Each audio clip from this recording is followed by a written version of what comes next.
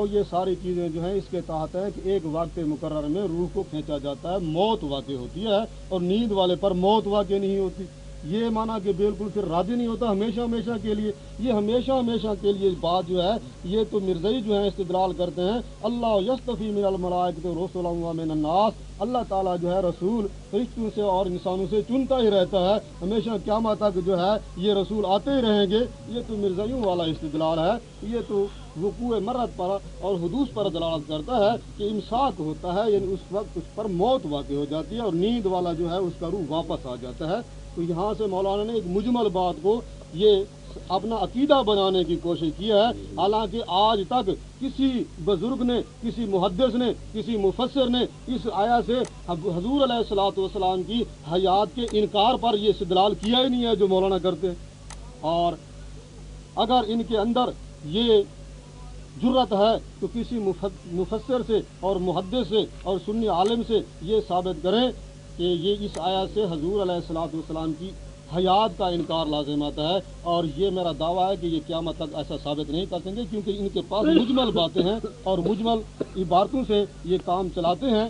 اور اس طریقے سے اور اس کے اندر علماء دیوبند کی جو عبارتیں میں نے پڑھی ہیں حضرت مدنی رحمہ اللہ تعالیٰ وغیرہ کی، اس کے اندر ہے کہ یہ جسم ہے اور اس کے ساتھ روح کا تعلق ہے۔ اور حضرت علامہ شبیر احمد عثمانی رحمہ اللہ تعالیٰ کی ایک عبارت ہے فتح الملہم شرح المسلم جلد 3 صفحہ 421، یہ تعلیم القرآن میرے پاس ہے، اس کے اندر بھی انہوں نے یہ نقل کی ہے۔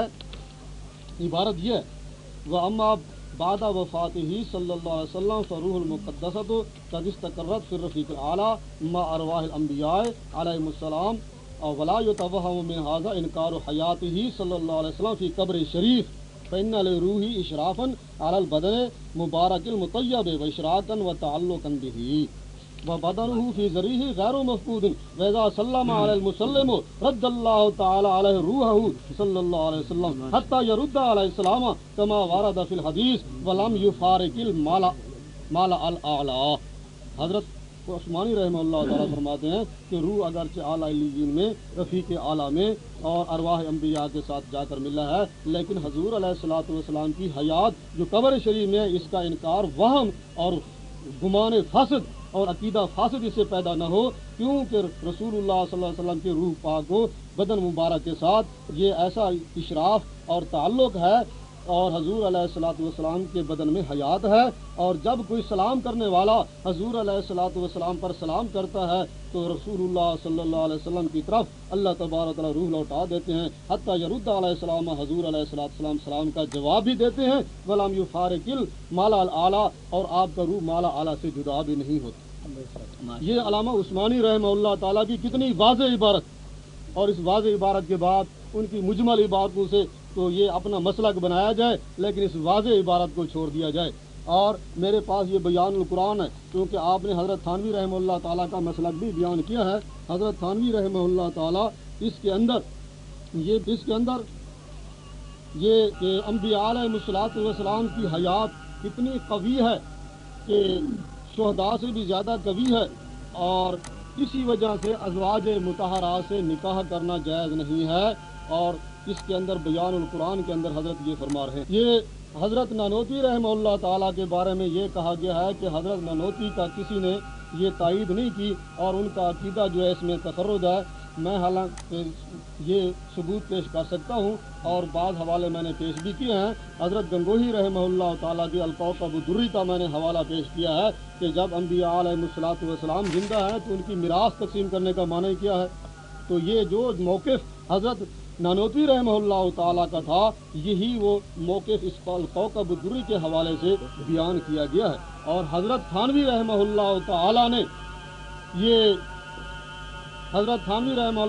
المسائل العقلیہ کے اندر حیات الانبیاء کا ایک عنوان قائم کیا ہے، اور وہی مسلک اختیار کیا ہے جو حضرت نانوتوی رحمہ اللہ تعالیٰ والا ہے۔ تو یہ کہنا کہ حضرت نانوتوی رحمہ اللہ تعالیٰ کے مسلک کو کسی نے قبول نہیں کیا، یہ بالکل صحیح نہیں ہے۔ حضرت مولانا اعزاز علی رحمہ اللہ تعالیٰ نور الاعزاز کے حاشے میں جہاں وہ حیات النبی کا ذکر آتا ہے، آپ بیان ہی وہ چراغ والی مثال بیان کرتے ہیں اور کہتے ہیں چونکہ آپ زندہ ہیں اس لیے نہ آپ کی میراث تقسیم کی جاتی ہے اور نہ آپ کی ازواج مطہرات سے نکاح کیا جاتا ہے۔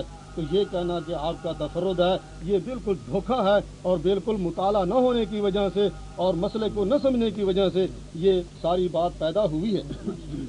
اور پہلے بات یہ آپ نے کیا مولانا یونس صاحب نے کہ زیادتی کرنے والے کون ہیں، تو زیادتی کرنے والے وہی ہیں جو علماء دیوبند کے ان صحیح عقیدوں کو چھوڑ کر اور دنیا کے اندر فساد پھیلا رہے ہیں، تو زیادتی کرنے والے وہی ہیں۔ اگر اپنے اکابر کے عقیدے کو قبول کر لیتے تو یہ بات ہی پیدا نہ ہوتی۔ یہی وجہ ہے کہ یہ میرے حوالوں سے اتنے گھبرا گئے ہیں، کہتے علماء دیوبند کو دلیل شرعی ہیں، یہ انہوں نے ان کا نام لیا ہے تو علماء دیوبند کا کیونکہ واضح عقیدہ ہے یہ اسے گھبرا رہے ہیں، اس کو چھوڑ رہے ہیں، تو کہتے علماء دیوبند کو دلیل شرعی ہے۔ محترم، چونکہ میرا دعویٰ تھا میں نے اپنے دعوت کی وضاحت کے لیے اپنے اکابر کا عقیدہ واضح کیا ہے، کیونکہ آپ کے پاس چونکہ انکار حیات النبی کا عقیدہ ہے، آپ کے اکابر اس میں نہیں ہیں، نہ اس میں آپ عقیدے کی وضاحت کر سکتے ہیں۔ میرے اکابر چونکہ اس عقیدے والے تھے، ان کا عقیدہ واضح تھا، میں نے اپنے اکابر کا عقیدہ پیش کرنا تھا اور یہ عقیدے کی وضاحت تھی۔ اور اب میں اس کے ساتھ ساتھ یہ دلیل پیش کرتا ہوں قرآن مجید سے۔ اللہ تبارک و تعالیٰ فرماتے ہیں اعوذ باللہ من الشیطان الرجیم بسم اللہ الرحمن الرحیم وَلَقَدْ آتَيْنَا مُوسَى الْكِتَابَ فَلَا تَكُنْ فِي مِرْيَةٍ مِّن لِّقَائِهِ۔ اللہ تبارک و تعالیٰ فرماتے ہیں اور البتہ تحقیق دی ہم نے موسیٰ علیہ السلام کو کتاب فَلَا تَكُنْ فِي مِرْيَةٍ مِّن لِّقَائِهِ، آپ اس کی ملاقات میں شک نہ کریں۔ یہ اس کے بارے میں مِن لِّقَائِهِ کی ضمیر کا مرجع بعض حضرات نے موسیٰ علیہ السلام بیان کیا ہے کہ آپ موسیٰ علیہ السلام کے ساتھ ملاقات کریں گے اور آپ اس کے بارے میں شک نہ کریں، اور بعض نے اس سے مراد جو ہے کتاب وغیرہ وہ مراد لی ہے۔ بہرحال محدثین مفسرین نے اس میں دو قول ذکر کیے ہیں، لیکن حدیث شریف سے جو ثابت ہوتا ہے اور جس کی قرآن کی آیت کی تشریح نحمدہ ونصلی علی رسولہ الکریم، میں نے اپنے مد مقابل مولانا حبیب اللہ صاحب کو یہ بات کہی تھی کہ آپ نے جو اکابرین کی عبارات پیش کی ہیں ان عبارات میں تعارض ہے۔ حضرت نانوتوی کا نظریہ اور ہے اور باقی حضرات جن کی آپ عبارتیں پیش کر رہے ہیں ان کا نظریہ اور ہے۔ اس پر حضرت نے اب مجھے کہنا شروع کر دیا کہ حضرت کا تفرد نہیں ہے، جی حضرت نانوتوی کا تفرد نہیں بلکہ فلاں نے تائید کی ہے، فلاں نے تائید کی ہے، اور تم نے تفرد کہہ کے حضرت نانوتوی کی توہین کی۔ گویا کہ مولانا کے بقول حضرت نانوتوی کے متعلق یہ کہنا جو آب حیات میں انہوں نے مسلک اختیار کیا ہے اس کو تفرد کہنا توہین ہے۔ یہ ان کے نظریہ کے مطابق بات ہے کہ تفرد اگر کہا جائے تو ان کی توہین ہے۔ میں کہتا ہوں یہ جملہ کہہ کر حضرت نے خود مولانا نانوتوی رحمت اللہ علیہ کی توہین کر دی کہ حضرت نانوتوی نے اپنے مسلک کو خود تفرد کہا ہے۔ تفرد تو انہوں نے خود کہا، اب آپ کے بقول گویا کہ انہوں نے اپنی آپ ہی توہین کر دی۔ اور اس پر پھر وہ کہتے ہیں جی کہ فلاں نے تائید کی، فلاں نے تائید کی۔ بھئی بات بالکل صاف ہے، اگر آپ حضرت نانوتوی رحمت اللہ علیہ کے مسلک کی تائید کرتے ہیں تو آپ برملا یہ کہیں کہ رسول اللہ صلی اللہ علیہ وسلم کا روح مبارک آپ کے جسد انصری سے نکلا نہیں، لیکن آپ میں یہ جرات بھی نہیں ہے۔ اگر آپ یہ جرات نہیں کرتے تو مجھے آپ کیوں تان دیتے ہیں کہ نانوتوی صاحب کے مسلک کے آپ خلاف ہیں؟ جی آپ بھی تو تائید نہیں کر رہے ان کی۔ آپ برملا آئندہ تقریر میں آپ سے میں مطالبہ کرتا ہوں آپ تمام باتوں کو چھوڑ کر اس بات کا ذکر کریں کہ آپ حضرت نانوتوی کے مسلک کے کیا مؤید ہیں، کیا آپ حضرت نانوتوی کے اس مسلک کی تائید کرتے ہیں، کیا آپ کے نزدیک رسول اللہ کی روح مبارک ان کے جسم انصری سے نہیں نکلی؟ اور پھر خود تعارض، پھر ایک مثال پیش کر دی حضرت مولانا عثمانی رحمت اللہ علیہ کی عبارت پیش کر کے، جس کو اب مجھے حیرانگی آتی ہے کہ ایک نومیر کا طالب علم اسے بھی پتا ہوتا ہے کہ اللہ جا رہا ہے جی، لیکن مولانا پڑھ رہے ہیں سلم علی المسلم، سلم علی المسلم، ماشاء اللہ، قربان اللہ اللہ۔ یہ ٹائپ کے اندر موجود ہیں الفاظ، شاید شک میں آپ مبتلا ہوں۔ سلم علی المسلم، بہت بڑے علم کے اپنے آپ کو پہاڑ سمجھنے والے، حال یہ ہے کہ ایک نومیر کا طالب علم جانتا ہے کہ الا جارا ہوتا ہے، وہ جر دیا کرتا ہے، اور مصیبت یہ وہاں لفظ الا ہے بھی نہیں، وہاں لفظ علیہ ہے، کیوں جی علیہ ہے۔ اور پھر مجھے انہوں نے کہا جی قرآن مجید کی اس آیت کے متعلق فلا یردھا الی البدن، یہ کہ مجمل عبارت ہے، اس وقت اللہ روح کو لے لیتا ہے، لیکن یہاں کہاں ہے کہ قیامت تک لوٹاتا نہیں؟ میں آپ کو بتاتا ہوں جی، ہے یہاں پر، یہ میرے پاس ہے تفسیر مظہری، تفسیر مظہری، فَيُمْسِكُ الَّتِي قَضَىٰ عَلَيْهَا الْمَوْتَ، پھر ان جانوں کو روک لیتا ہے جن کی موت کا حکم دے چکا ہے، یعنی نفخہ قیامت تک، غور کیجیے، نفخہ قیامت تک ان جانوں کو بدنوں کی طرف نہیں لوٹاتا، نفخہ قیامت تک ان جانوں کو بدنوں کی طرف نہیں لوٹاتا۔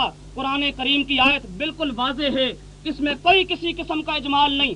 جس آدمی پہ موت طاری ہو جاتی ہے، موت کے طاری ہونے کے بعد اس کے روح کو جب اللہ تعالیٰ موت کی وجہ سے نکال لیتا ہے، قیامت سے پہلے اس جسم انسری کے اندر روح نہیں آتی، اور اس کے جسم کے اندر یہ دنیاوی زندگی جس کے ساتھ حواس پیدا ہو جائیں، جس کے ساتھ اس کے حواس کام کرنے لگے، جس کے ساتھ وہ نماز پڑھنے لگے، ایسا کوئی تعلق قائم نہیں ہو سکتا، ایسا کوئی روح کا دخول نہیں ہوتا۔ یہ میرے پاس ہے تفسیر ماجدی، اس میں بھی لفظ ہے سو یہ روحیں پھر تصرفات جسمانی کی طرف واپس نہیں آتی، تصرفات جسمانی کی طرف واپس نہیں آتی۔ جس پہ موت آ گئی، اب موت کے آنے کے بعد روح قیامت سے پہلے اس کے جسم انسری میں واپس نہیں آئے گا۔ یہ میرے پاس معارف القرآن ہے، معارف القرآن ہے، حضرت مولانا مفتی شفیع صاحب رحمۃ اللہ علیہ کا، وہ فرماتے ہیں قبضے روح کے معنی اس کا تعلق بدن انسانی سے قطع کر دینے کے ہیں۔ معنی کیا ہے؟ بدن انسانی سے قطع کر دینا، کبھی یہ ظاہراً و باطناً بالکل منقطع کر دیا جاتا ہے، اسی کا نام موت ہے۔ موت میں ظاہراً بھی تعلق ختم، باطناً بھی تعلق ختم، جسے حضرت اشرف علی صاحب تھانوی رحمۃ اللہ علیہ نے من کل الوجوہ سے تعبیر کیا ہے۔ اور نیند کے اندر من بعض الوجوہ ہوتا ہے، وہاں حیات کا اثر باقی رہتا ہے، جہاں من کل الوجوہ ہو جائے وہاں حیات کا اثر بالکل باقی نہیں رہتا۔ میں اور یہ ہے میرے پاس تفسیر مدارک، اس میں ہے اے لا یردھا فی وقتہا حیتن، کسی وقت بھی زندہ کر کے اس کے اندر کوئی روح اللہ تعالیٰ نہیں لوٹاتا۔ یہ میرے پاس ہے تفسیر کشف الرحمان، اللہ تعالیٰ جانوں کو ان کے مرنے کے وقت کھینچ لیتا ہے اور قبض کر لیتا ہے جب وقت ہو ان کے مرنے کا۔ اس میں بھی انہوں نے صاف یہ بات لکھی ہے، یعنی ان کو تصرف فی الابدان سے روک لیتا ہے، تصرف فی الابدان سے روک لیتا ہے۔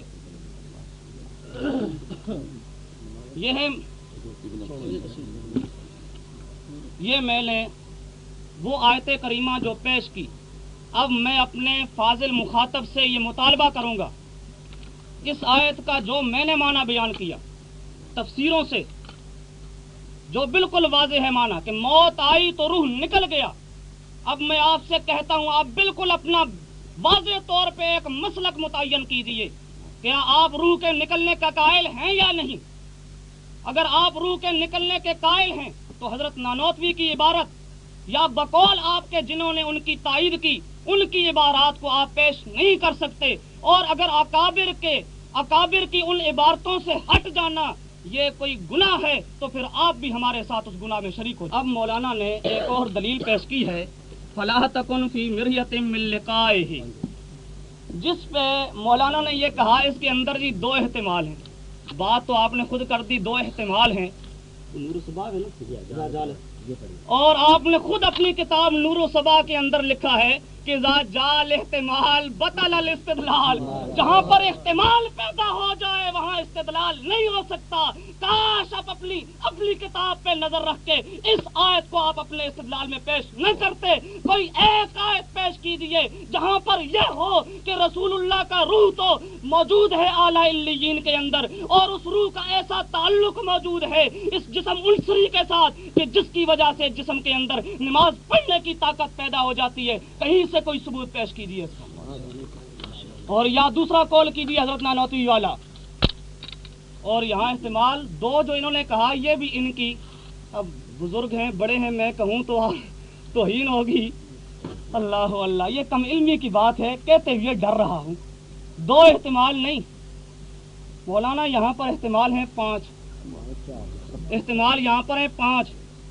ایک یہ ہے کہ ہی ضمیر کا مرجع یوں کیا جائے من لقاء موسیٰ ربہ، من لقاء موسیٰ ربہ، دوسرا ہے من لقاء موسیٰ الکتابہ، تیسرا ہے من لقاء کا الکتابہ، چوتھا ہے من لقاء العزا کما لقیہ موسیٰ علیہ السلام، پانچواں ہے من لقاء کا موسیٰ علیہ السلام، جو آپ نے یہ ایک احتمال لیا ہے۔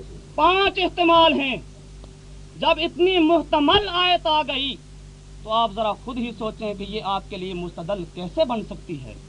میں بالکل واضح طور پہ کہوں گا، اپنے مسلک کو متعین کیجئے، اور اس مسلک پہ کوئی قرآن کی ایک آیت، میں زیادہ کا مطالبہ نہیں کرتا، پورے قرآن کریم سے کوئی ایک آیت پیش کیجئے اپنے مسلک کو متعین کر کے اس کی تائید میں، اور میں یہ بالکل وضاحت کے ساتھ کہنا چاہتا ہوں، آپ اپنے مسلک کی تائید میں ایک آیت بھی نہیں پیش۔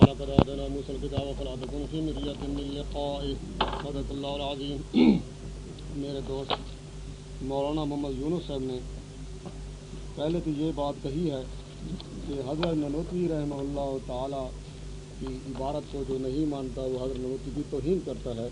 میں نے یہ بات نہیں کی، میں نے یہ کہا ہے کہ اکابر علماء دیوبند کے جو مسلک کو تسلیم نہیں کرتا وہ جو ہے علماء دیوبند کی توہین کرتا ہے، یا اکابر علماء دیوبند کے مسلک سے ہٹ جاتا ہے۔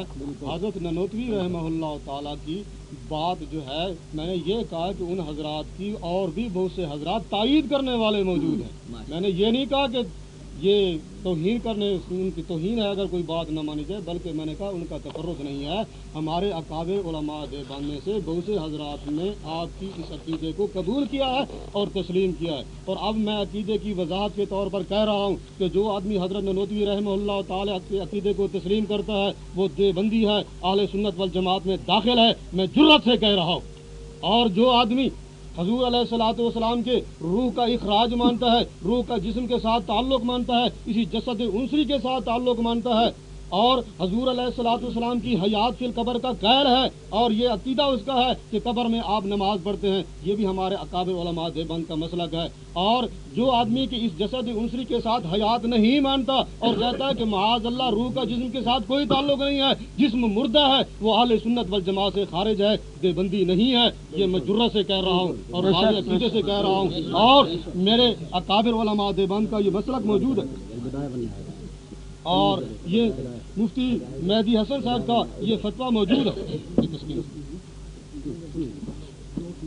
مفتی مہدی حسن صاحب کا یہ فتویٰ موجود ہے کہ جو روح کا تعلق نہیں مانتا اور ایسا شخص اہل سنت والجماعت سے خارج ہے۔ حضرت صلی اللہ علیہ وسلم اپنے مزار مبارک میں بے جسد موجود اور حیات ہیں، آپ کے مزار کے پاس کھڑے ہو کر جو سلام کرتا ہے اور درود پڑھتا ہے آپ خود سنتے ہیں اور جواب دیتے ہیں، ہمارے کان نہیں کہ ہم سنیں، آپ اپنے مزار میں حیات ہیں، مزار مبارک کے ساتھ آپ کا خصوصی تعلق بے جسد ہی و روح ہی ہے۔ جو اس کے خلاف کہتا ہے وہ غلط کہتا ہے، وہ بدعتی ہے، خراب عقیدے والا ہے، اس کے پیچھے نماز مکروہ ہے، یہ عقیدہ صحیح نہیں ہے۔ حدیث میں آتا ہے ان اللہ حرم علی الارض ان تاکل اجساد الانبیاء، الحدیث وعن ابی ہریرہ رضی اللہ تعالی عنہ قال قال رسول اللہ صلی اللہ تعالی علیہ وسلم من صلی علی عند قبری سمعتہ ومن صلی علی من بعید علمتہ، رواہ ابو شیخ وسند جید القول البدیع۔ عن انس رضی اللہ تعالی عنہ قال قال رسول اللہ صلی اللہ تعالی علیہ وسلم الانبیاء صلوات اللہ تعالی علیہم अहयान फी कुबूरिहिम युसल्लून रवाहु इब्न अदीय वल बहकी वगैरहुमा शिफा सिकाम। 2-3 हदीसें नकल कर दी हैं। इस बाब में बकसरत अहादीस वारिद हैं जिनका इनकार नहीं किया जा सकता। जो इनकार करता है बित्ती है, खारिज अहले सुन्नत वल जमात है। कर्ज पढ़ने वाले को सवाब भी पहुंचता है और मज़ार मुबारक के करीब पढ़ने से आप सुनते भी हैं और अपने मज़ार मुबारक में बेजासदी मौजूद है और हयात।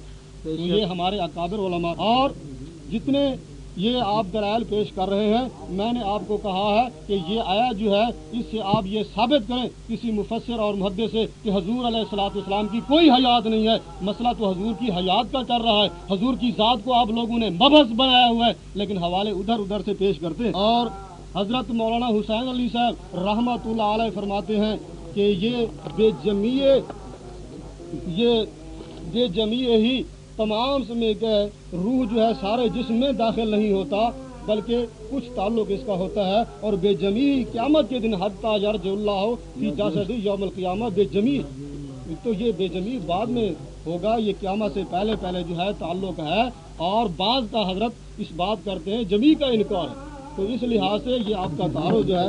अब ये हजरत ने एक और बात भी कही है कि ये इन्होंने अला पढ़ा है, हालांकि इसके अंदर अलह है। और ये अलह मुझे याद आता है कि मैंने पढ़ा है अलह मुसल्लम हो, ये मेरे पास यहाँ जो लिखा हुआ है वहाँ भी अलह है।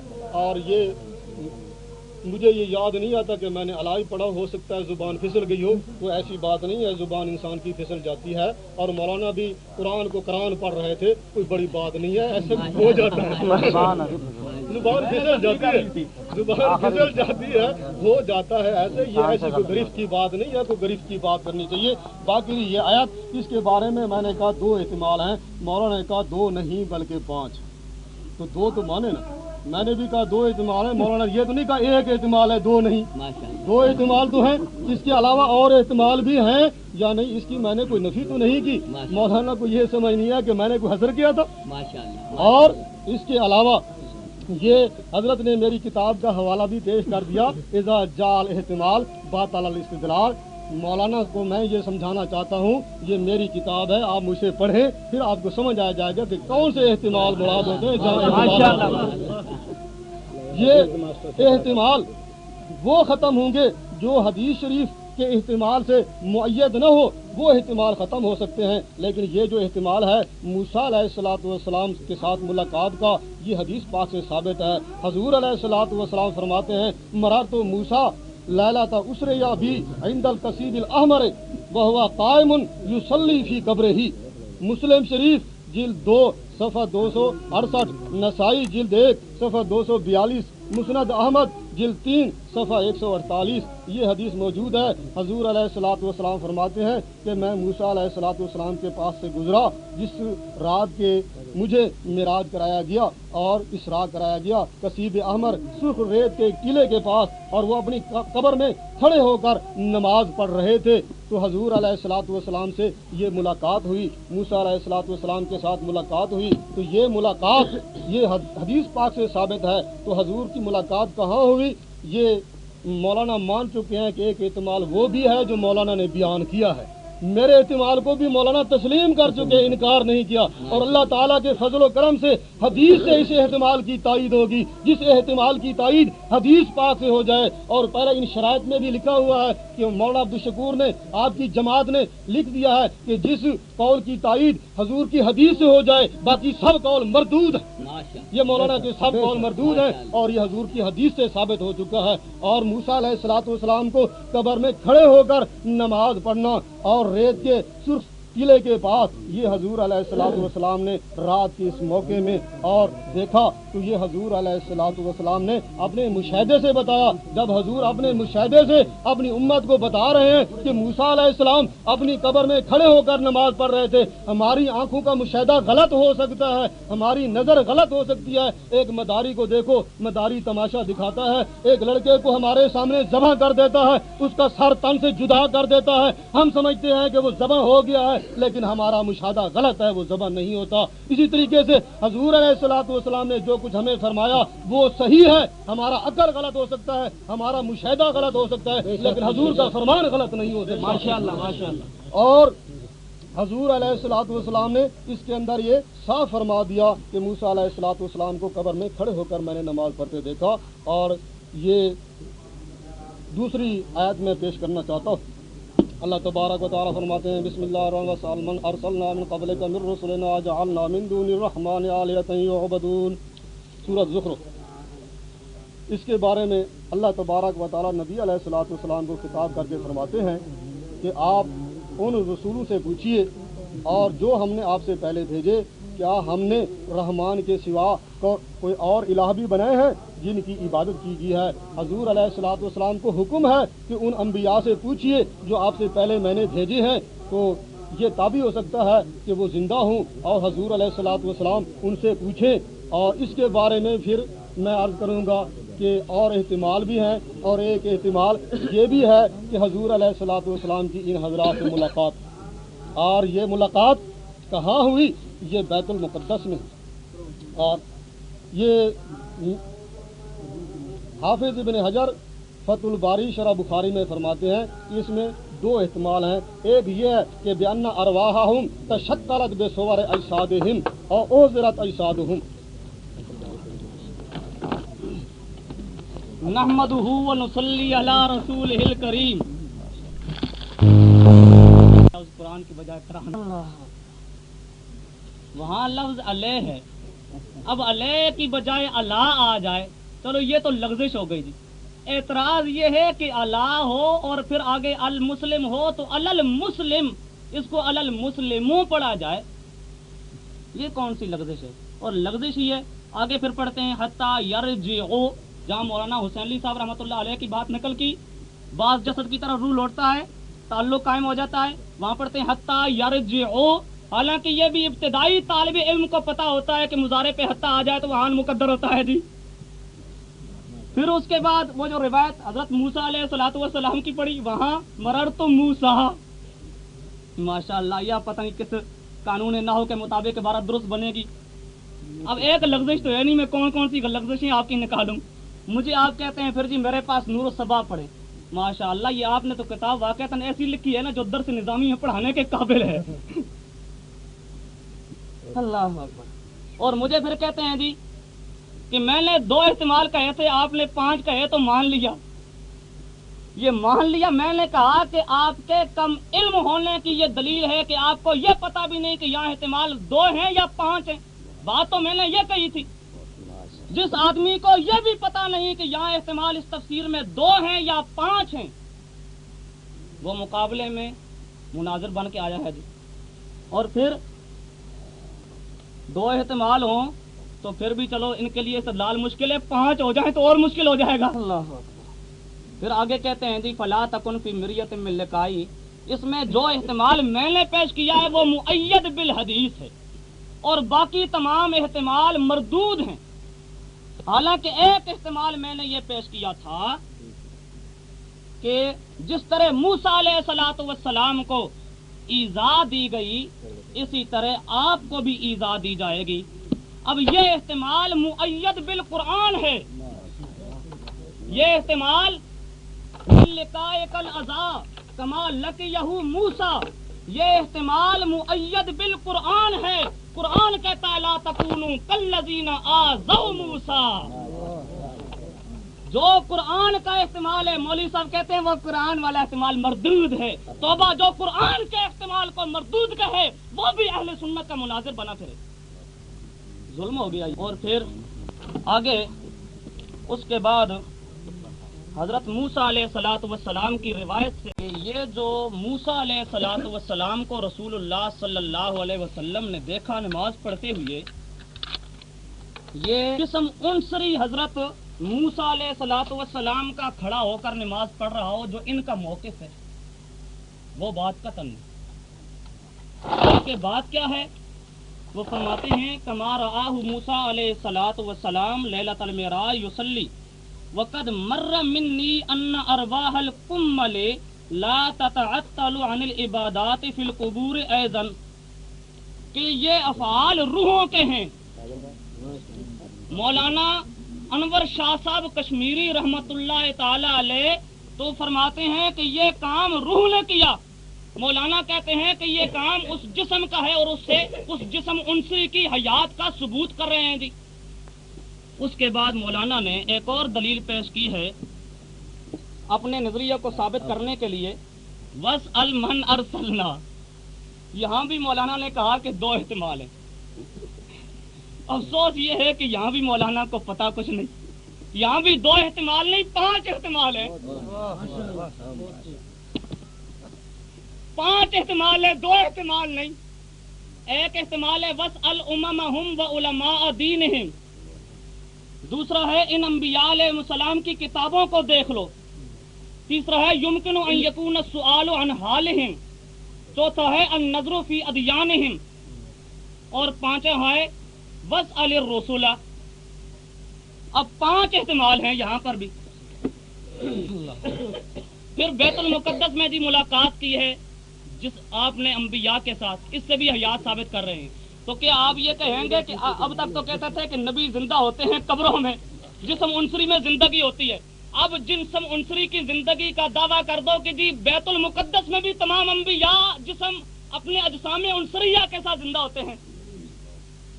اور آپ اس کی بھی ذرا وضاحت کیجئے، کیا آپ کے نزدیک شب معراج کو، لیلہ معراج کو، جو رسول اللہ صلی اللہ علیہ وسلم کے پیچھے اقتدا کی ہے انبیاء کرام نے، کیا ان کی روحوں نے اقتدا کی تھی یا ان کے اجسام عنصریہ قبروں سے نکل کے گئے تھے؟ یہاں پر جمہور اہل سنت کا جو موقف ہے وہ یہ ہے کہ روح وہاں پہ ملے تھے اور روحوں نے ملاقات کی تھی اور نماز پڑھی تھی۔ یہ میرے پاس ہے فتح الباری حافظ ابن حجر رحمہ اللہ کی، وہ فرماتے ہیں وَإِنَّهُ أُتِيَ هُنَاكَ بِأَرْوَاحِ الْأَنْبِيَاءِ، وہاں پر نبیوں کے روح آئے تھے۔ نشر الطیب ہے حضرت تھانوی کی، وہ فرماتے ہیں اور دوسرے مقامات پر ان کی روح کا تمثل ہوا، یعنی غیر عنصری جسد سے، جس کو صوفیاء جسم مثالی کہتے ہیں، غیر عنصری جسم۔ یہ میں نے مولانا کے دلائل کا تجزیہ آپ کے سامنے پیش کیا۔ ایک اور آیت قرآن کریم کی سنیے، اب تک میرا مولانا کے ذمہ قرض ہے جو فَيُمْسِكُ الَّتِي قَضَىٰ عَلَيْهَا الْمَوْتِ، میں نے کہا تھا اس کا معنی یہی ہے کہ روح نکل گیا، اور لا يردها الى البدن مفسرین نے لکھا، اور معنی یہ ہے کہ روح کو روک لیا گیا اور قیامت سے پہلے جسم عنصری کے اندر روح نہیں آ سکتا۔ یہاں کوئی احتمال نہیں، غیر محتمل، بالکل واضح اور صریح آئے۔ مولانا اس کو تو ماننے کے لیے تیار نہیں ہے اور محتملات کے پیچھے جا رہے ہیں۔ دوسری آیت ہے قرآن کریم کی، یہ وَإِذَا النُّفُوسُ زُوِّجَتْ، اس پر یہ میرے پاس ابن کثیر ہے، اس میں لکھا ہوا ہے اِذَا النُّفُوسُ زُوِّجَتْ اے زُوِّجَتْ بِالْأَبْدَان، کہ جب قیامت آئے گی، قیامت کے دن روحوں کو جسم کے ساتھ جوڑا جائے گا۔ قیامت سے پہلے روح کو جسم کے ساتھ جوڑا نہیں جائے گا، قیامت سے پہلے روح کو جسم کے اندر داخل نہیں کیا جائے گا۔ اور اب تک میں آپ سے جو مطالبہ کر رہا ہوں کہ آپ برملا یہ کہیں کہ آپ حضرت نانوتوی کے نظریے کے قائل ہیں یا باقی بزرگان جو امت میں گزرے ہیں ان کے نظریے کے قائل ہیں، آپ اخراج روح کے قائل ہیں یا نہیں؟ ادھر آپ کہتے ہیں کہ جو حضرت نانوتوی کی اس عبارت کو نہ مانیں، ان کے مسلک کو نہ مانیں، وہ دیوبندی بھی نہیں اور اہل سنت بھی نہیں، اور پھر خود کہا کہ جو اخراج مانے، اخراج مان کے تعلق مانے، وہ بھی دیوبندی ہے۔ تو اس کا مطلب یہ ہوا کہ پہلے بھی دیوبندی ہیں، دوسرے بھی دیوبندی ہیں، تو بات تو اپنی آپ نے خود ختم کر ڈالی۔ یہ خازن کے اوپر میرے پاس بغوی ہے تفسیر، اس میں لکھا ہوا ہے وروی عن اکرمۃ قال وَإِذَا النُّفُوسُ زُوِّجَتْ رُدَّتِ الْأَرْوَاحُ فِي الْأَجْسَادِ، قیامت کے دن رُدَّتِ الْأَرْوَاحُ فِي الْأَجْسَادِ، قیامت کا دن جو آئے گا تو اس دن روحوں کو جسم کے اندر لوٹایا جائے گا، اس سے پہلے کی کوئی بات نہیں ہے۔ یہ ذرا آپ خاموش۔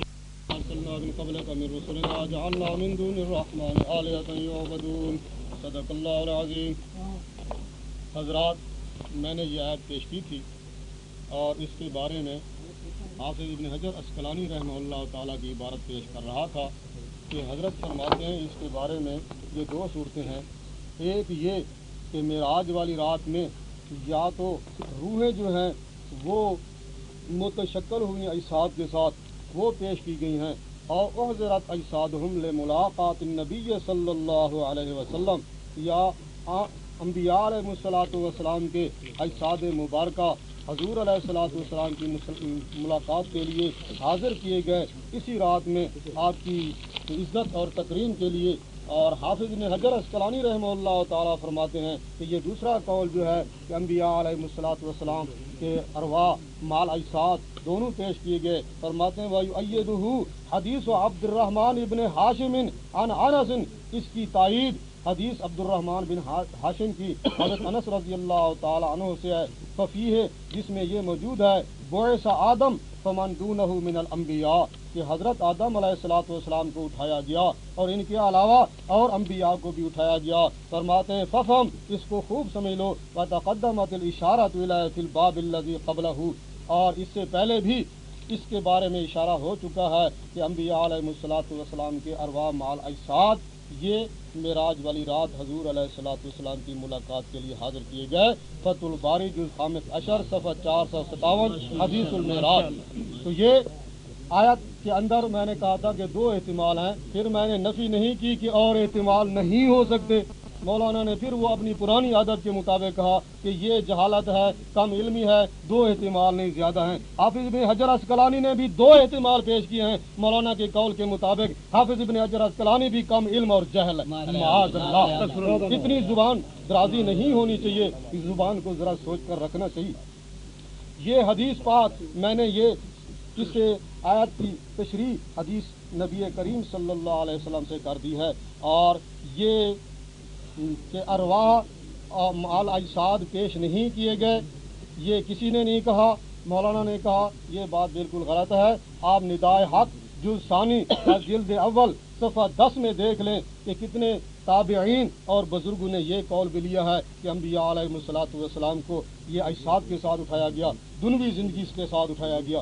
یہ آپ ندائے حق دیکھ لیں، آپ کم از کم اپنی کتابوں کا تو مطالعہ کر لیا کریں۔ اور حضرت ملا علی قاری رحمہ اللہ تعالی فرماتے ہیں والازہر ان صلاتہ لہم فی بیت المقدس کان قبل العروج، کہ حضور علیہ الصلوۃ والسلام کی نماز بیت المقدس میں یہ اوپر کو چڑھنے سے پہلے سے تھی۔ اور پھر آپ فرماتے ہیں کہ انبیاء علیہ الصلوۃ والسلام احیاء عند ربہم، زندہ ہیں، اور اللہ تبارک و تعالی نے ان کے جسموں کو یہ مٹی پر حرام کر دیا ہے کہ مٹی ان کے جسموں کو کھا سکے۔ پھر فرمایا ثم اجسادہم کارواحہم لطیفۃ غیر کثیفۃ، اور ان کے پھر یہ اجساد جو ہیں ان کی روحوں کی طرح یہ باریک ہیں، یہ کثیف نہیں ہیں۔ فلا مانع لظہور فی عالم الملک والملکوت علی وجہ الکمال بقدرت ذی الجلال، اور اس میں کوئی رکاوٹ نہیں کہ انبیاء علیہ الصلوۃ والسلام روح مال اجساد اس عالم ملک میں اور ملکوت عالم بالا میں اوپر پورے طریقے کے اللہ کی قدرت سے آئیں۔ اور پھر فرماتے ہیں اس کی تائید حضور علیہ الصلوۃ والسلام کے اس فرمان سے بھی ہے، فَإِذَا مُوسَىٰ قَائِمٌ يُصَلِّي، حضرت موسیٰ علیہ الصلوۃ والسلام کھڑے ہو کر نماز پڑھ رہے تھے۔ فرماتے ہیں فَإِنَّ حَقِيقَةَ الصَّلَاةِ وَهِيَ الْإِتْيَانُ بِالْأَفْعَالِ الْمُخْتَلِفَةِ، اور حقیقت نماز کا پڑھنا یہ ہے کہ مختلف افعال کا کرنا، نماز کو پڑھنا انما تکون للاشباح للارواح، صرف یہ روحوں کا کام نہیں ہے بلکہ اجساد بھی اس میں شریک ہیں۔ لا سیما وقت تصریح فی المعنى المراد فیضا رجل ضرب، کہتے ہیں اس معنی مراد میں کہ انبیاء علیہ الصلوۃ والسلام کہ یہ صرف روح نہیں تھے بلکہ اجساد بھی ساتھ تھے۔ حضور فرما رہے ہیں کہ رجل ضرب، کہ وہ نون وسط درمیانے یہ قد کے تھے من الرجال، مردوں میں سے۔ تو یہ مرقات جلد 11 صفحہ 157 ملا علی قاری رحمہ اللہ تعالیٰ بھی فرما رہے ہیں، اور یہ حافظ ابن حجر عسقلانی رحمہ اللہ تعالیٰ فرما رہے ہیں کہ اس دوسرے قول کی تائید اس حدیث سے ہوتی ہے، تو یہ حدیثوں سے تائید ہوگی اس قول کی۔ اور حضرات یہ آپ نے دعویٰ ہی لکھ دیا ہے کہ جس قرآن کی تفسیر حضور علیہ الصلوۃ والسلام کی حدیث سے ثابت ہو جائے باقی سب قول مردود ہیں، یہ آپ کی تحریر میں موجود ہے۔ ہمارے متعلق کہنا کہ یہ قرآن کے یہ قول سے مؤید ہو سکتا ہے، تو قرآن کے قول سے یہ مؤید ہونا یہ اگر کسی مفسر نے کیا ہے، حضور علیہ الصلوۃ والسلام نے یہ تفسیر نہیں کی، اور آپ نے کہہ دیا ہے کہ حضور علیہ الصلوۃ والسلام جب تفسیر فرما دیں تو پھر اس کے بعد باقی قول سب مردود ہیں۔ یہ آپ اپنی تحریر ذرا پڑھ لیں عبد الشکور صاحب کے حوالہ سے۔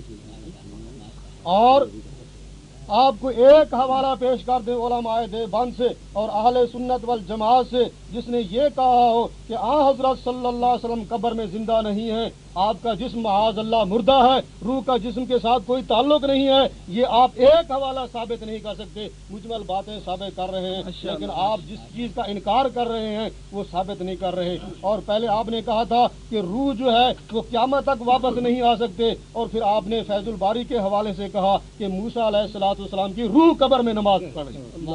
اب تو روح آ گئی، اب تو سارے دلائل ختم ہو گئے، اب دلائل کہاں گئے؟ قیامت تک نہیں آ سکتی روح، اب تو روح موسیٰ علیہ السلام کی تم نے تسلیم کر لی، یہ بھی تسلیم کر لیا کہ جسد عنصری انبیاء علیہ السلام کا محفوظ ہے، اسی قبر میں ہے، اس قبر کو بھی تم نے تسلیم کر لیا، جسد عنصری کو بھی تم نے تسلیم کر لیا، روح کا آنا واپس آنا بھی تم نے تسلیم کر لیا۔ اب ذرا یہ کہہ دو کہ روح جو ہے یہ جسم کے ساتھ مل کر نماز پڑھ رہا ہے، تو یہی کمی باقی رہ گئی ہے۔ اگر یہی آپ تسلیم کر لیتے ہیں، آپ ماشاءاللہ ہمارے ساتھی ہیں، علماء دیوبند کے مسلک کے ساتھ آپ کا تعلق ہو جائے گا، آپ جو اپنے اکابر کو چھوڑ چکے ہیں وہ ساری بات ہی ختم ہو جائے گی انشاءاللہ۔ اتفاق میں بڑی برکت ہوتی ہے، اور اگر آپ ذرا غور فرمائیں گے اس کو، ذرا جیسے آپ نے دوسری باتوں کو تسلیم کر لیا ہے، ان کو بھی اگر آپ تسلیم کر لیں گے تو انشاءاللہ آپ کا بڑا فائدہ ہوگا، اور ہماری جماعت انشاءاللہ مضبوط ہوگی، کفر اور شرک کے خلاف ہم کام کریں گے۔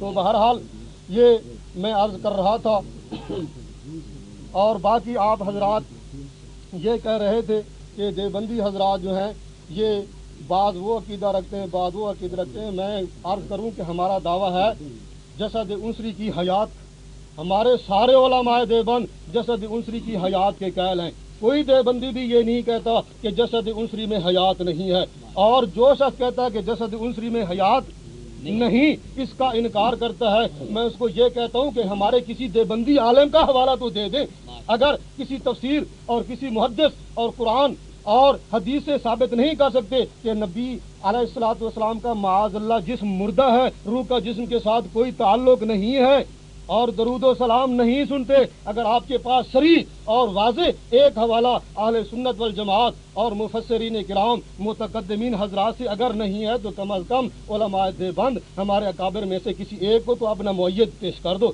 لیکن میں یہ دعویٰ بار بار کر رہا ہوں اور مطالبہ کر رہا ہوں، آپ کے اندر جرت نہیں ہو سکتی اور قیامت تک ایک حوالہ ایسا صریح پیش نہیں کر سکتے جس کی وجہ سے آپ کا علماء دیوبند کے ساتھ تعلق قائم ہو سکے۔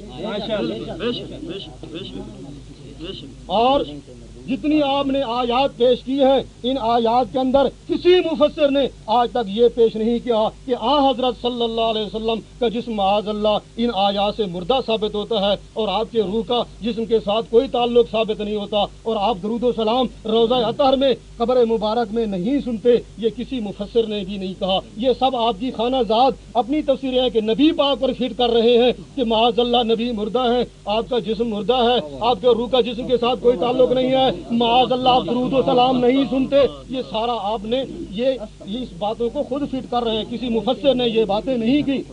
شیخ القرآن تفسیر جواہر التوحید میں فرما رہے ہیں کہ کیا یہ تفسیر حضرت صلی اللہ علیہ وسلم سے منقول ہے یا صحابہ اور تابعین سے یا امام مجتہدین اور فقہاء امت میں سے کسی کا قول ہے؟ فرماتے ہیں ہاتھو برہانکم ان کنتم صادقین، اگر تم سچے ہو تو تفسیر ایسی لو جو کسی سے منقول ہو، اپنی طرف سے یہ بات نہ کرو۔ اگر جناب کا ذاتی اجتہاد، یہ ذاتی اجتہادات چھوڑ دو، سارا اختلاف یہاں سے پیدا ہو رہا ہے کہ ہر آدمی اپنے آپ کو مجتہد سمجھنے لگ جاتا ہے۔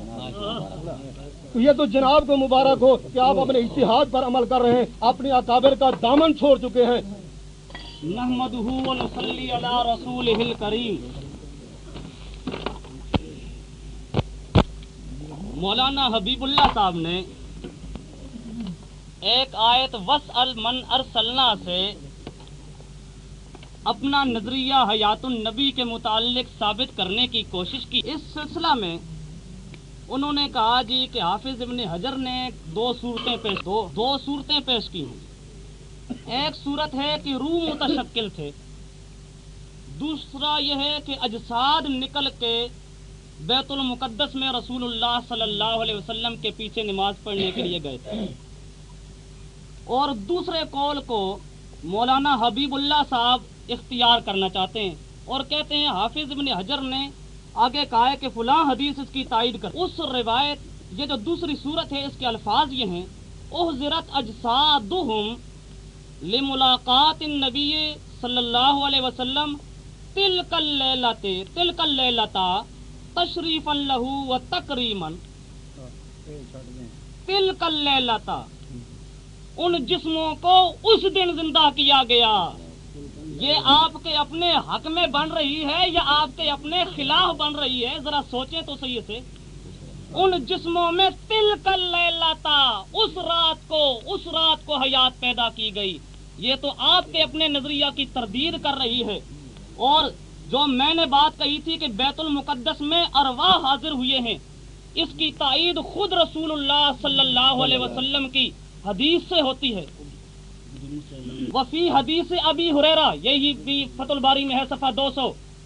फी हदीस अबी हुरैरा इंदल बज़्ज़ार वल हाकिम अन्नहु सल्ला बिबैतिल मुकद्दस माल मलाइकति व अन्नहु उतिया हुनाका बिअरवाहिल अंबिया व अन्नहु उतिया हुनाका बिअरवाहिल अंबिया। हजरत अबू हुरैरा रज़ी अल्लाह तआला अन्हु की रिवायत नकल करके हाफिज इब्न हजर ये बात बता रहे हैं कि अरवा उस दिन आए थे।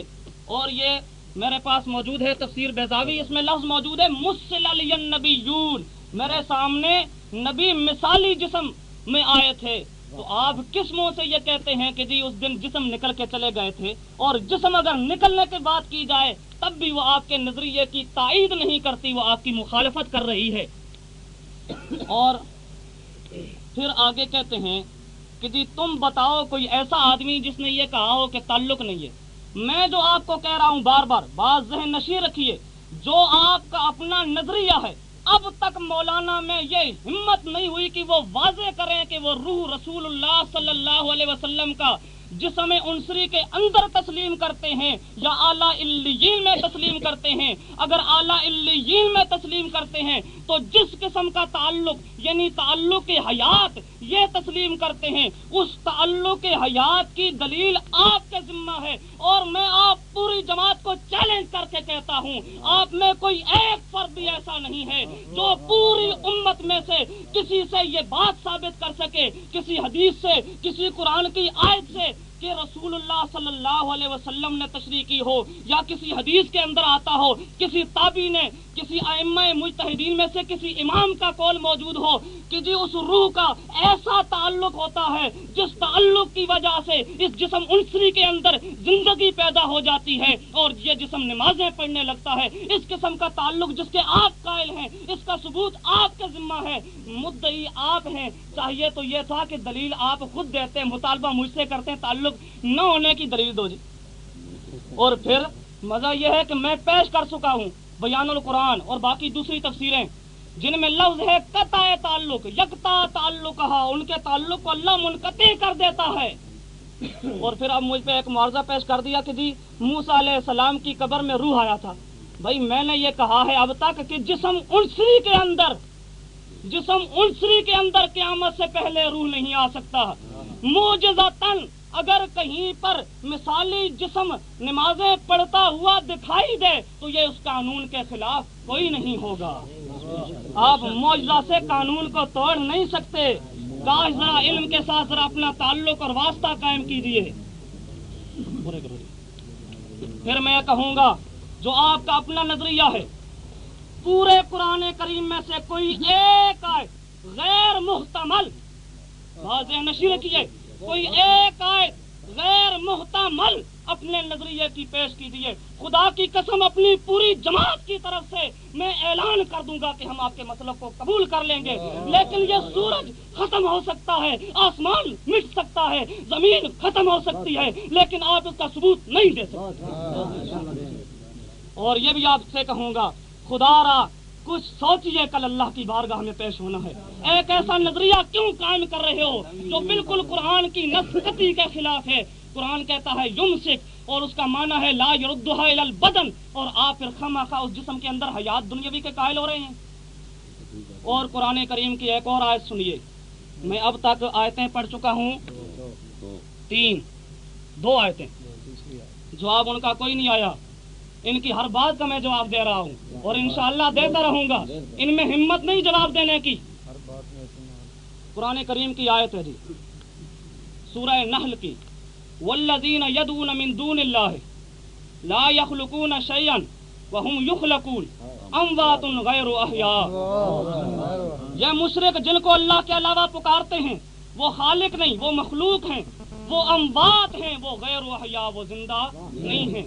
اب یہاں پر دیکھیے، یہ میرے پاس ہے تفسیر عثمانی، وہ اس کا معنی کرتے ہیں یعنی جن چیزوں کو خدا کے سوا پوجتے ہیں سب مردے بے جان ہیں، خواہ دوا من مثلا بت، یا فی الحال مثلا جو بزرگ مر چکے، جن بزرگوں پہ موت آ چکی وہ بھی اموات، یا اور ان کی پوجا کی جاتی ہے، یا انجام و معال کے اعتبار سے مردہ ہیں.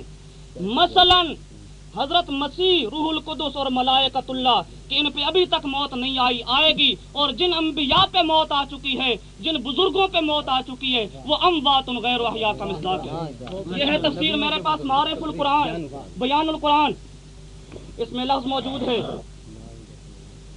مردے ہیں بے جان، خواہ دوامن جیسے بت، یا فی الحال جیسے جو مر چکے، یا فی المعال جو مریں گے، مثلا فرشتے اور جن اور عیسیٰ علیہ السلام نبی داخل ہیں.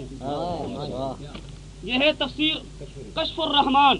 وہ مردے ہیں بے جان، زندہ نہیں، اور ان کو یہ بھی خبر نہیں کہ قیامت کب آئے گی اور مردے کب اٹھائے جائیں گے. حضرت شاہ صاحب فرماتے ہیں شاید یہ ان کو فرمایا جو مرے ہوئے بزرگوں کو پوجتے ہیں. یہ اس کے ساتھ میرے پاس ہے یہ جی تفسیر ابن کثیر. اس سے بھی بات بڑی واضح ہو جاتی ہے کہ انسان پہ جب موت آ جاتی ہے تو انسان کی زندگی کیا ہوتی ہے اور کیسی ہوتی ہے. رسول اللہ صلی اللہ علیہ وسلم خود تشریف فرماتے ہیں، فرمایا نسمۃ المؤمن طائر یعلق فی شجر الجنہ حتی یرجعہ اللہ الی جسدہ یوم یبعثہ، کہ جنت کے اندر مومن کا نسمہ ایک پرندہ بن کے جنت کے اندر سیر کرتا ہے، اور اسے اس جسم انسری کے اندر جو لوٹایا جائے گا کب؟ یوم یبعثہ، جس دن اس کی بعثت ہوگی، قیامت کے دن اس جسم کے اندر اس کا پھر لوٹانا ہوگا. قیامت سے پہلے کوئی نہیں آتا. ہر مومن کا آمن الرسول، سب سے بڑا مومن رسول ہے.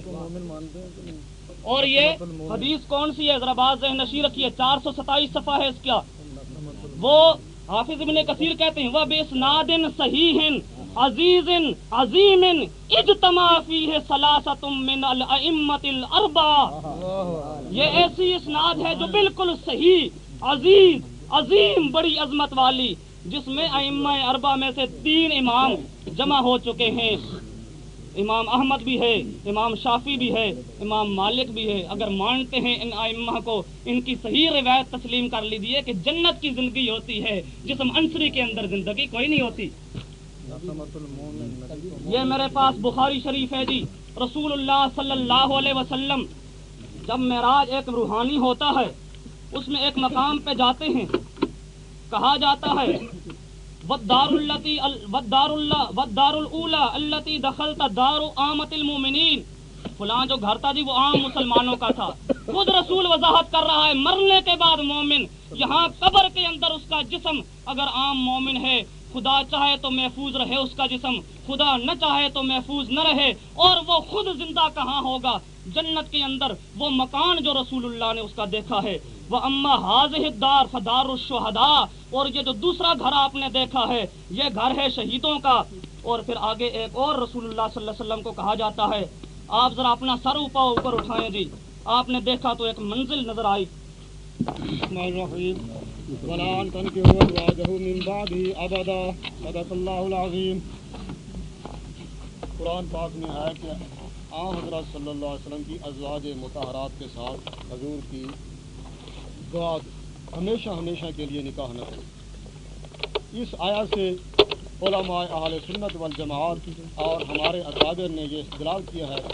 قاضی ثناء اللہ صاحب پانی پتی رحمہ اللہ تعالی جن کی تفسیر مزری کا یہ مجمل حوالہ دے رہے تھے، سن لو ذرا. قل تو وہ فرماتے میں کہتا ہوں، اپنا عقیدہ بیان کرتے ہیں. وجاز ان یکون ذالک لاجل ان النبی صلی اللہ علیہ وسلم حی فی قبرہ، فرماتے ہیں یہ جائز ہے کہ یہ نکاح اس لیے منع کیا ہے کہ حضور علیہ الصلوۃ والسلام اپنی قبر میں زندہ ہیں، वाले जाले का लम युवर्रिस, इसलिए हजूर अलैहिस्सलातु वस्सलाम ने विरासत तकसीम नहीं फरमाई। व या लम युवर्रस, आपकी विरासत तकसीम नहीं की गई। व लम युतिम अज़वाजुहु, और आपकी अज़वाज मुतहरात बेवा नहीं हुई जिनका खावंद फौत हो जाता है। फरमाते हैं अन अबी हुरैरा था क़ाला क़ाला रसूलुल्लाह सल्लल्लाहु अलैहि वसल्लम मन सल्ला अलैया इंदा क़ब्री समेतहु व मन सल्ला अलैया नायन उबलिगतहु, रवाहुल बैहक़ी फी शोबिल ईमान, तफसीर मज़हरी जिल्द 7 सफ़ा 408 पारा 22। हजरत मौलाना काजी सनाउल्लाह साहब पानीपती रहमहुल्लाह ताला इस आयत से ये इस्तिदलाल फरमा रहे हैं कि हज़रत सल्लल्लाहु अलैहि वसल्लम अपनी कब्र मुबारक में जिंदा हैं, इसी वजह से न आपकी विरासत तकसीम की गई है, न आपकी अज़वाज मुतहरात बेवा हुई हैं। और फिर इस हदीस से इस्तिदलाल किया है कि हजूर ने फरमाया कि जो शख्स मेरी कब्र के नज़दीक दुरूद शरीफ पढ़ेगा तो उसको मैं खुद सुनूंगा। वह मन सल्ला अलैया नायन उबलिगतहु, जो दूर से पढ़ेगा वो मुझ तक पहुंचा दिया जाएगा। काजी सनाउल्लाह साहब पानीपती रहमहुल्लाह ताला ने इससे इस्तिदलाल किया है। इसी तरह मुफ्ती मोहम्मद शफी साहब रहमहुल्लाह ताला तफसीर मारिफुल कुरान जिल्द 1 सफ़ा 397 में फरमाते हैं कि अंबिया अलैहिमुस्सलातु वस्सलाम क्योंकि जिंदा हैं इसलिए आपकी अज़वाज मुतहरात के साथ निकाह नहीं किया जा सकता। और निदाए हक जुज़ अव्वल सफ़ा 133 में भी मारिफुल कुरान का हवाला दिया गया है। और इसी निदा जुज़ अव्वल सफ़ा 596 में है हकल मावर्दियो अन्नहु ला यजिबु अलैहिन्ना इद्दतुल वफ़ात। मावर्दी मुहद्दिस ने ये नकल किया है कि हज़रत सल्लल्लाहु अलैहि वसल्लम की अज़वाज मुतहरात पर इद्दत वाजिब नहीं, वफ़ात वाली जो फौत होने के बाद आम औरतों के लिए इद्दत वफ़ात होती है। अंबिया की अज़वाज से निकाह हराम होने की वजह मैं एक अजीब और आपको हवाला देना चाहता हूँ, इंकिशाफ करना चाहता हूँ। ये मेरे पास नीलवी साहब का एक रिसाला है हयातुल अंबिया अक़ायद उलमाए देवबंद नव्वरल्लाहु मराक़िदहुम और मसला हयातुल अंबिया, नाशिर जमियत इशाअतुत तौहीद व सुन्नत सरगोदा। और आखिर में नीलवी साहब के दस्तखत में इसका सफ़ा 7 देख लो। दलील इस अमर की कि अंबिया किराम अलैहिमुस्सलाम की हयात शुहदा की हयात से मुमताज है।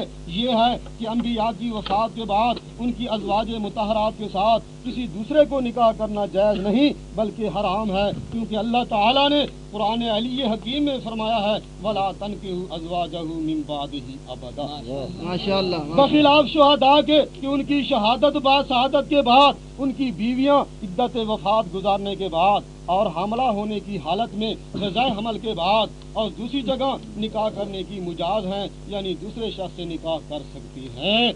ये हजरत नीलवी साहब जो आपके बहुत बड़े मुहद्दिस और आपके शेख और आपको बहुत से मसले बताकर बहुत सी हक की बातों से हटाने वाले मौजूद हैं, ये उन्हीं का